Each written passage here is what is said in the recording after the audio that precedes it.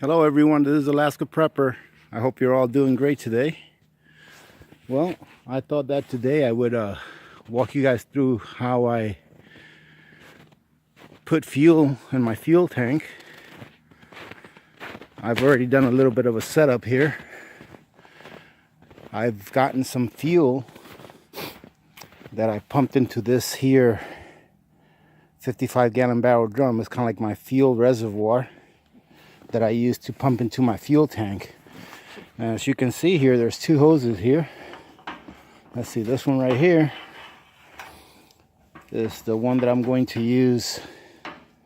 This one right here, I'm going to use this one to put up here into my tank. You'll see here in a minute.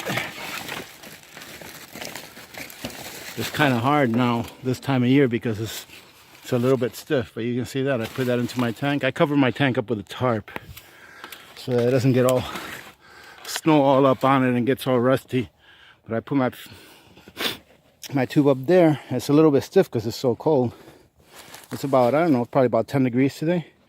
And as you can see here, I got my other hose hooked up to a pump that I've got down there. And that pump is gonna shoot that fuel right up there. I have that pump hooked up to a 12-volt car jumper, believe it or not. And all I have to do here is just push the button. You can see the fuel going up there. I don't know if you can hear it, but it's going in there.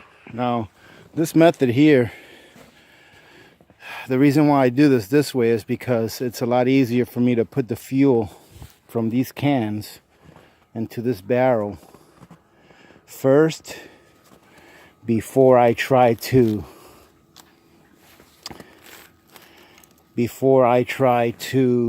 let's see, put it in there. Because if I try to put it in, oh, I don't know what that noise was. I think maybe my battery's running out of juice. Yeah, my battery may be running out of juice. Let's take a look. Well, it's at 12.4, so yeah, usually it's around 13. So hopefully we have enough juice in there to get that fuel in there. I only put about 20 gallons. Anyways, if I don't put my fuel in here first, then I'm going to have to carry these things up this ladder and try to pour it in there, which is not very safe. And I just don't think it'd be a very pleasant chore. This here does the job. Takes me a few extra minutes to get it in there. As you can see, well, that's pumping. If you guys like, we can walk around the house. My second chore today is going to be putting fuel in my other tank that goes into my house. Now, this little tank here is the very first fuel tank I got when I first moved here. And it's just a 55-gallon drum converted into a fuel tank. And surprisingly, it's worked really, really well. Because my stove, like I've told you before, is really economical and efficient, and it doesn't take that much fuel, so I don't have to keep that much fuel in here. Now, what I have to do is I have a big plastic fuel tote right there. It holds roughly 300 gallons. So I get this thing filled up before winter, and then all I do is unedit it. I just slipped and fell on my butt. But I said I wasn't going to edit anything. But anyways, I have a hand pump that's connected to the top of this fuel tote. And it's got a hose. I'm going to take the hose and extend it and put it into that pump and hand pump it in there. I'm going to try to walk through here again without falling on my butt. That's better. There you go. And that's pretty much it. Fuel here, I probably do this every 2 weeks because I don't have to do it every week. I probably go through about anywhere between 10 to 15 gallons of fuel every 2 weeks. So I average about a gallon a day, which is really, really good for living in Alaska. I'm only spending about roughly $80 a month to heat my home. Now, the reason I have this fuel tank here is that this fuel tank is supplying fuel to a small Toyo stove that I have under my house. So remember that the utility room that I showed you all before under my house? Under here I have, I'm not sure if you'll be able to see it with the lighting, but I have a small stove. And it keeps this room warm. Oh, not necessarily warm, but I keep it at around 45, 50 degrees. Because that way none of my water pipes or anything like that will freeze over. And it's very nice to have that little stove down there. Last year, I had an electric heater down there. And it was costing me about $120 a month to keep that small room down there at about 50 degrees.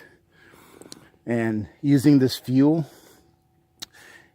stove instead of that electric heater, I'm probably spending about $15 a month now to keep that room heated.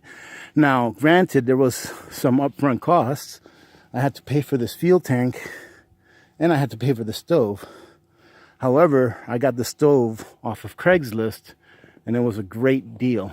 I got it for about 1/4 of the price if I buy it brand new, and the stove was pretty much brand new. The previous owner used it once or twice and they didn't like it, and I got it off their hands for a really, really good price. This tank right here is a 100-gallon tank. So in the beginning of the season, I did the same thing for this stove that I did for the stove that I have on the other end for the other tank. I purchased another 55-gallon tank with a stand for it for a really good price, for like $100. Well, this tank ended up leaking. And as you know, in Craigslist world, if you buy something, it's yours. And, you know, I couldn't get a hold of the guy. It leaks. So what? I can still use it for a fuel tank. And I have that extra stand. I can use it for a stand-up fuel tank. I won't be able to lay it down. But I have that extra stand for when I put my garage up. I'll be able to use that for another fuel stove.